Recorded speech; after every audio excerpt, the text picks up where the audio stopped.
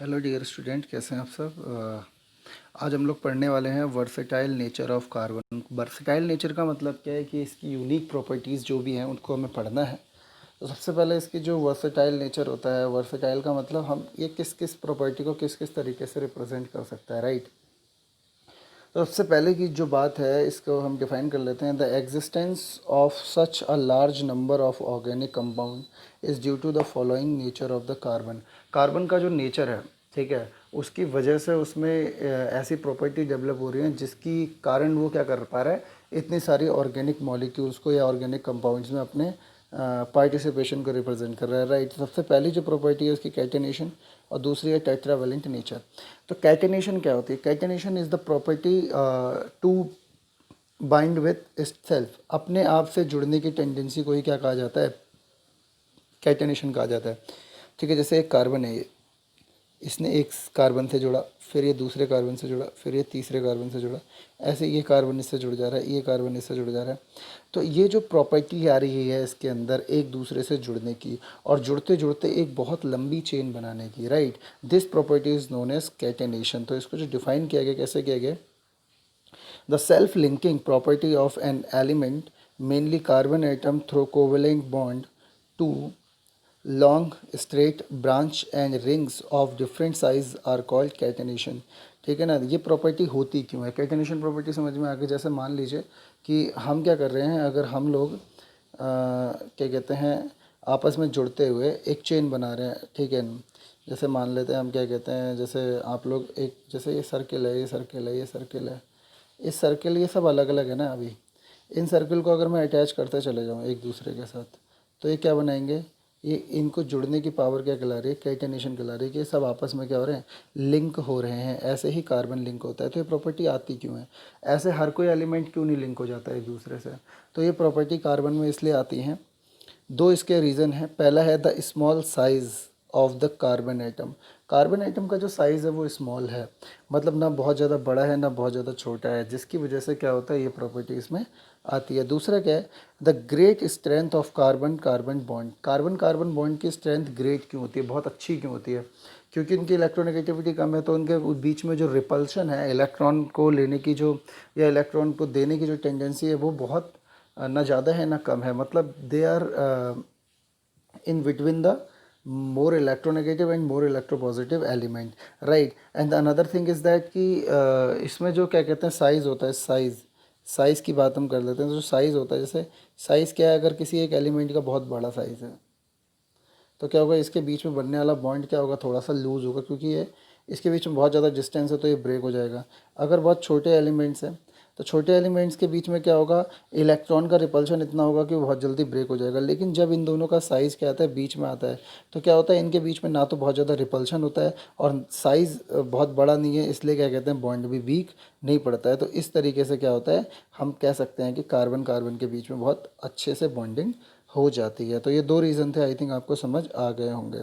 तो क्या होता है, हमारे पास जो कार्बन है वो कई टाइप से होता है। तो वो तीन तरीके का फॉर्मेशन करता है, स्ट्रेट चेन, रिंग्स, और इसके लिए मेरे पास ये देखिए, सबसे पहले हमारे पास यहाँ पे आ जाता है, देखिए ये हमारे पास क्या है, ये आपका स्ट्रेट चेन है, नॉर्मल पेंटेन। ठीक है, पेंटेन मतलब C5H12, ठीक है, जिसमें 5 कार्बन आ जाते हैं उसे पेंटेन कहते हैं। तो देखिए इसमें सारे कार्बन क्या होते हैं, 1 बाय 1 जुड़े हुए हैं, ठीक है ना। 5 कार्बन एक स्ट्रेट चेन में जुड़े हुए हैं, जैसे ये देखिए,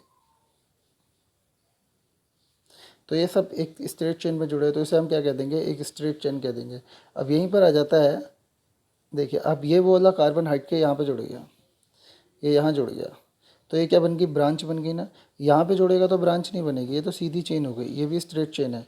लेकिन ये देखिए, ये ब्रांच है, यहाँ से ऊपर को जुड़ गया तो ये ब्रांच बन गई, राइट। तो चेन कहाँ से बनेगी, सीधी नहीं, यहाँ पर क्या होना चाहिए, ब्रांच होना चाहिए। ब्रांच का होगा, लास्ट वाले कार्बन पर ब्रांच नहीं होगा, बीच के कार्बन पर ब्रांच होगा। बात समझ में आ गई? तो ये होता है। उसके बाद आ जाता है आपका ब्रांच। ब्रांच को क्या कहते हैं हम, आइसो कहते हैं। क्या कहते हैं, आइसो। और अगर एक ही कार्बन से 2 ब्रांच निकलती है तो उसे नियो कहते हैं। जैसे मैं आपको यहाँ पे बताता हूँ नियो कैसे कहेंगे। जैसे हमारे पास 3 हो गए, तो एक तो हो गया ये होगी नॉर्मल, ठीक है, ये हो गया, होगी नॉर्मल। अब हमारे पास ब्रांच आ गई, जैसे ये निकल गया तो इसे हम क्या बोलते हैं, आइसो। अब यहीं पर एक नियो आ जाती है, जब एक सेम कार्बन से क्या जाए, दो ब्रांच आ जाए तो इसे क्या बोलते हैं, नियो बोलते हैं। बात समझ में आ गई, तो ये नियो होता है हमारे लिए। तो यहाँ पर हमारे पास क्या आ गया, स्ट्रेट चेन आ गई, ब्रांच आ गई, स्ट्रेट चेन आ गई, ब्रांच आ गई, ये हो गई स्ट्रेट चेन, ये हो गई ब्रांच। अब आ जाता है रिंग। रिंग का मतलब क्या है, रिंग का मतलब है जब कंपाउंड्स आपस में जुड़ के एक रिंग बना दे, ठीक है। जैसे ये देखो, 1 2 3 4 5 6, ठीक है, इसमें 6 कार्बन है तो ये रिंग बन गई। देखिए ये सब एक दूसरे से आगे हो गए, आपस में जुड़ गए। ऐसे यहाँ पर ये बनी हुई है रिंग, ठीक है। तो इसको हम बोलते हैं साइक्लो चेन या क्लोज्ड चेन, ठीक है। इसको साइक्लो बोलते हैं क्योंकि ये साइकिल बनाती है एक। तो आई थिंक ये बात समझ में आगे होगी। उसके बाद क्या बनता है, उसके बाद आता है आपका टेट्रावेलेंट नेचर। टेट्रावेलेंट नेचर क्या है, टेट्रावेलेंट नेचर बहुत सिंपल है, पहले मैं इसको डिफाइन कर देता हूँ। Carbon has the valency of 4, it is capable of bonding with the 4 other atom और carbon or some other hetero atoms with single covalent bond as well as double और ट्रिपल, ठीक है। देखो इसमें क्या होता है, ये भी बहुत सिंपल है, यहाँ पहले भी पढ़ चुके हैं। जैसे कार्बन है, कार्बन के बाद लास्ट में कार्बन का एटॉमिक नंबर है 6, मीन्स 2,4।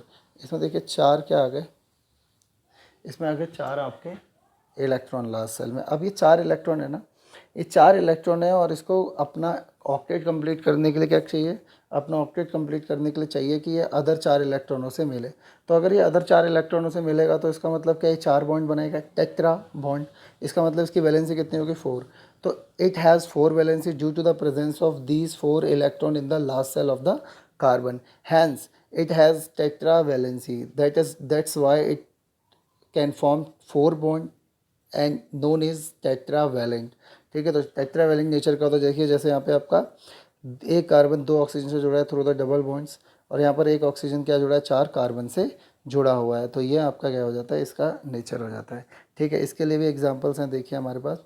जैसे देखिए यहाँ पर आप एक कार्बन को देखिए, तो जैसे आपने एक कार्बन को देखा, जैसे देखिए ये कार्बन को देखिए, इसने कितने बॉन्ड बना रखा, 1 2 3 4, ठीक है, 4 बॉन्ड बनाए। ऐसे इसमें देखिए, इसके लिए 1 2 3 4।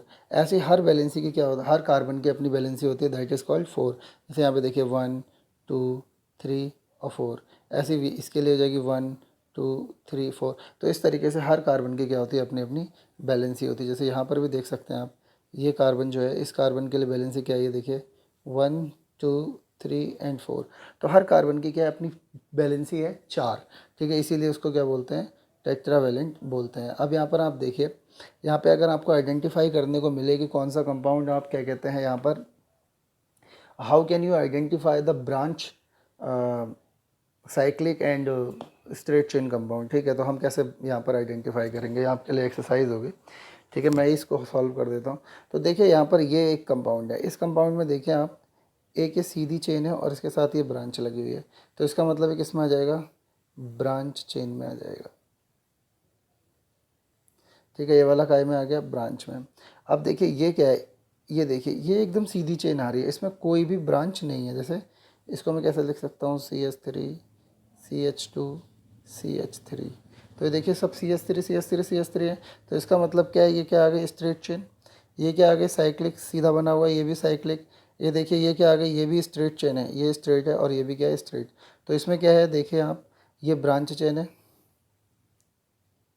ये क्या है, ये ब्रांच है, ये स्ट्रेट है, ये स्ट्रेट है, ये स्ट्रेट है, ये साइक्लिक है और ये क्या है, साइक्लिक। इस तरीके से you can identify the type of chain, either it branch, straight और रिंग, ठीक है। तो इस तरीके से आप इसको आइडेंटिफाई कर सकते हैं।